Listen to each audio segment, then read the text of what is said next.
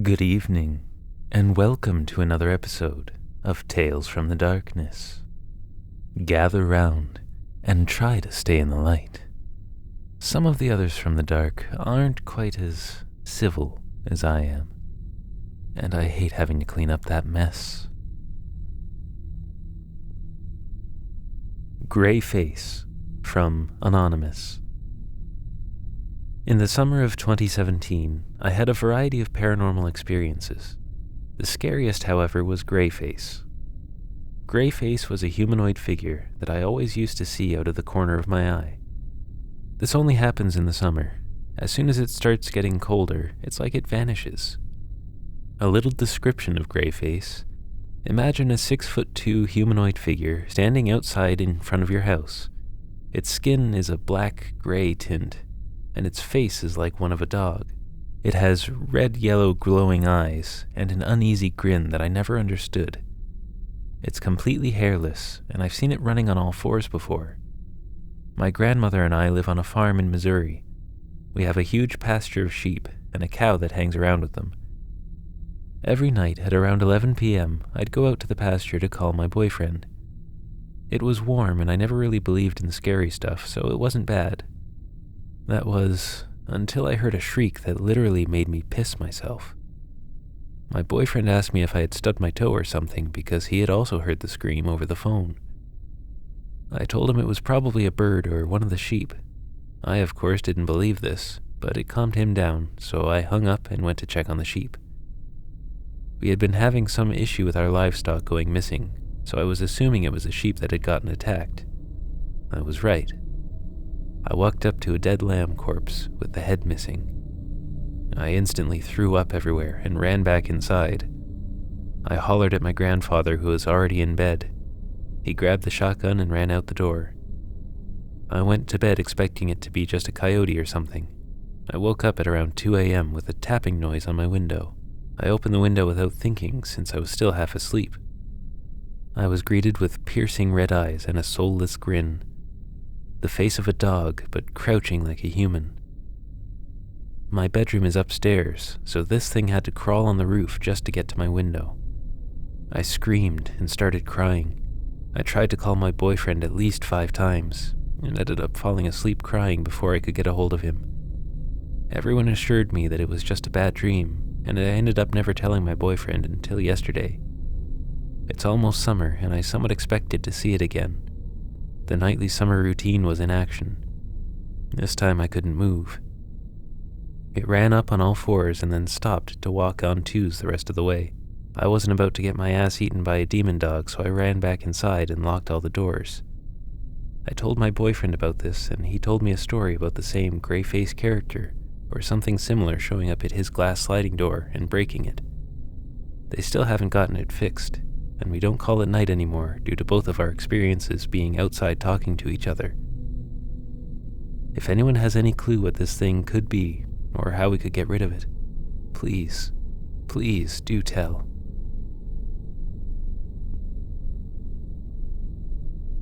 Glowing Eyes from Paige. To provide some context, this took place about a year ago. More accurately, October-November of last year, near my home in Michigan. For reference, I'm about an hour away from Detroit. However, where I live, I'm at least 1 mile away in all directions from any commercial zones, or more modernized residential areas that tend to be a bit congested. It's one of the last stretches of slow, old farm country in the town that hasn't been overrun with cookie-cutter subdivisions. My house was built in the 70s by my grandfather, with whom I still reside, along with my husband, daughter, and aunt. We are his caretakers while we save up and finish school to afford our own home. There's a sizable lot or 3 of land between our house and our neighbors on either side. Might be worth mentioning that growing up, my friends always said my house looked like a house you'd see in a horror film, due to its setting amongst dense trees. Some of the trees have been cut down to prepare for more houses, but fortunately for us, the builders violated multiple codes, I guess. So now there's a bit of overgrown, expansive field. Anyway, I'm rambling. Just an inherently descriptive person trying to paint as detailed of a landscape as possible for anyone else who might find it helpful. So it's an autumn Sunday evening, and the sun had been down for a bit. Most of the leaves had fallen by now, but I recall it being an unusually warm night for that time of year. Everyone in my house was winding down for the night and preparing for the work/school week. I'd say around 10:30, I decided to let my dogs out one last time before turning in for the night. I go to open our back door, which is a giant glass sliding door, and my dogs are right at my feet behind me, ready to bust out of the door as soon as it opens wide enough. I'm glad I didn't let them out, because I guarantee if they saw what I briefly did, they would have both charged towards it, and it would have been bad news bears. I open the door, and where the edge of our yard ends and the brushy field begins, keep in mind this brush is a bit taller than I am. I'm 5 feet tall exactly. A pale grayish figure is standing amidst the brush at the edge of the yard. The only reason I noticed it in the first place was because the noise my door made seemed to have startled it. So it made noise in the dry fallen leaves, which caused me to direct my attention towards the noise. Which is when I saw it fleetingly duck down and take off further into the field behind my house. It's difficult to describe, but due to what I saw, and being familiar with coyotes, feral cats, and other animals I'm used to seeing around the property, it had remarkably human characteristics, given its height and how it crouched over before moving in bound-like strides into the field. That's another thing I noticed. It didn't make a sound like a human would, or any animal that's native to this area for that matter. The pace wasn't quick, multiple steps like a human, deer, or coyote. They were like lengthy, bounding strides, and the sound it made hitting the ground had weight to it.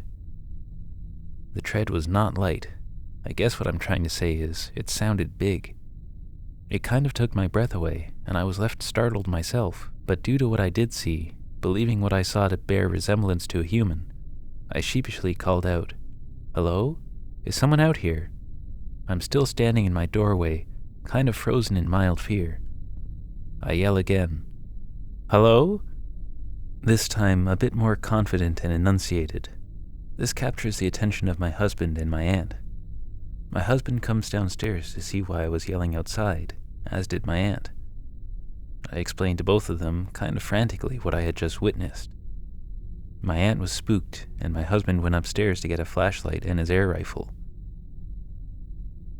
My husband and I both go outside into the backyard, him with the rifle and light. We began scanning a pitch-black, overgrown field to no avail at first.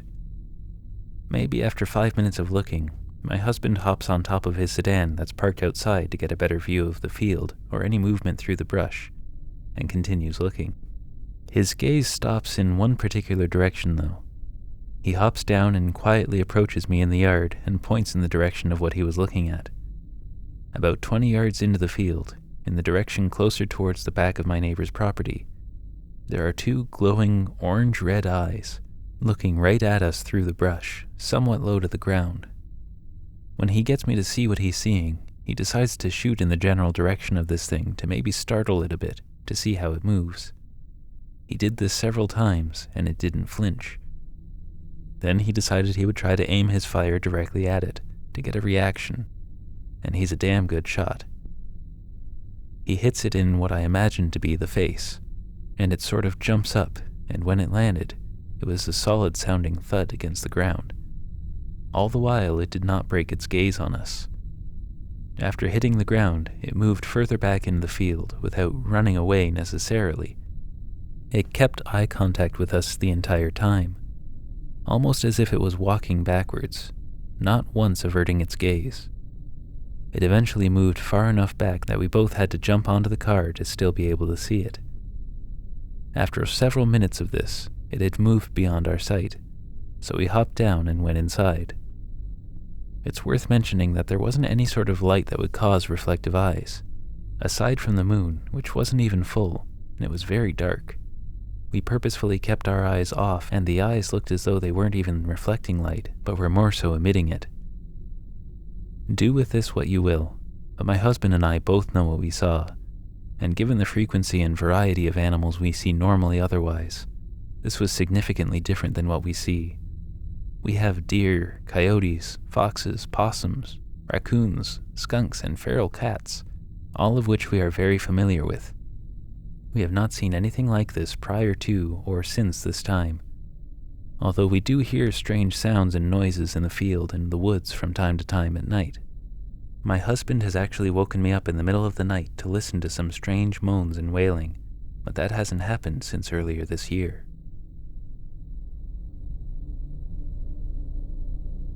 Scary True Late Night Forest Story from Anonymous. This story took place a few months ago with two of my friends. It was about 4 a.m, and me and my friends were in this small abandoned cabin in the woods near my house. We were smoking weed in there like we always did. We were listening to music, having a good time, when one of my friends turned down the music and said, "I'm not trying to sound paranoid or anything, but I just heard someone yell, and I saw the flash of a flashlight." At first, I thought he was just high and paranoid, but I still took what he said seriously, so we turned the music off and sat there for a few seconds. That's when we started hearing some rustling of leaves. At first, I thought it was just rain falling off the leaves from the trees, since it had rained, but then it started getting louder. The sound got louder and louder until it turned into distinct footsteps. We all completely froze. It was 4 a.m, and no one should have been in the forest. The footsteps got louder and louder until we heard them just outside the cabin. We heard the footsteps continue to walk around for a few minutes. We didn't move a muscle and didn't make a single sound until we heard the footsteps begin to walk off and fade into the distance. After a few minutes of being in shock and continuing to stay still, we decided that the coast was clear, so we packed up all our stuff. We got up and grabbed some sticks to use as weapons just in case. We got out of the woods as fast as we could and went to go into my house. Once we got onto my property, we noticed that on my front lawn there was a huge branch that had fallen right where we had walked by earlier. It wasn't there when we came out 45 minutes earlier. Once we saw that, we all got bad feelings in our guts. Immediately after that, I started to hear more footsteps coming from behind my house. We all immediately took off down the street and didn't look back. Once we got to the end of my street, we stopped to catch our breaths. That's when, from down my street, we heard a horrific screaming sound. I can't even describe the sound we heard. It sounded like a crazy person screaming at the top of their lungs, but it also sounded non-human.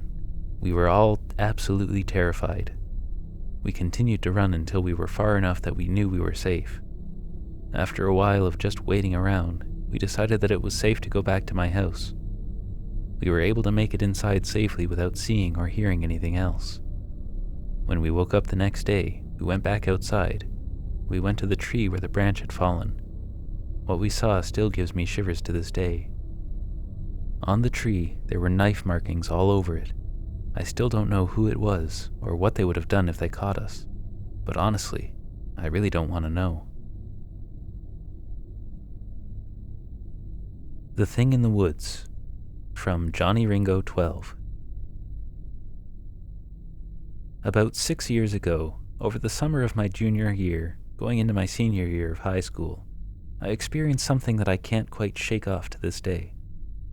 My friend's parents were going out of town for the weekend, so myself and 3 others planned a sleepover so we could all hang out, be as loud as we want, etc. We slept over at my friend Matt's house. His house was located on the east side of town, where the small wooded area was located. That night, we all decided we should sleep on his trampoline since it was warm that night and none of us had done it before. Matt was a little concerned with the idea because he had mentioned that homeless people and sometimes deer wander in and out of the little forest next to his house. There was no fence separating us from the woods, so anything could go in and out of the yard. I told him we were going to be fine and that there was nothing to worry about. Boy, did I wish I could take that statement back. We started setting up our spots on the trampoline, getting cozy and just hanging out, looking at our phones. About an hour into this, I started to hear twigs snapping and leaves crunching. Matt was the only one who wasn't on the trampoline, but sitting on a small river donut on the deck next to it. He was sitting on this due to an injury that happened to him a few weeks prior. I was looking at Matt while all of this was happening, and he was looking into the woods. He didn't say anything other than a quiet, "I told you this was a bad idea." I kept listening for a few minutes, and then it stopped. My friends were all listening too, but they didn't seem concerned. It was really quiet after it stopped. None of us said a thing. We all looked back at our phones, and that's when I saw it.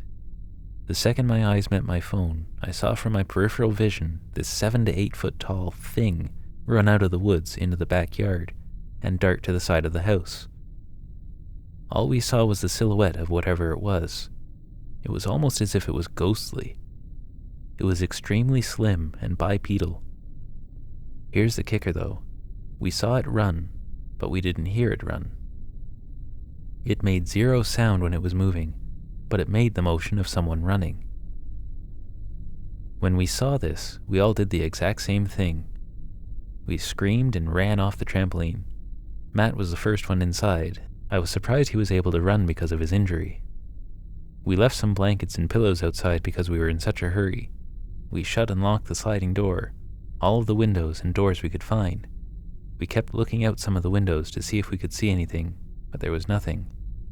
Because we were so scared, we stayed up until sunrise before we finally went to sleep. Thank you for watching.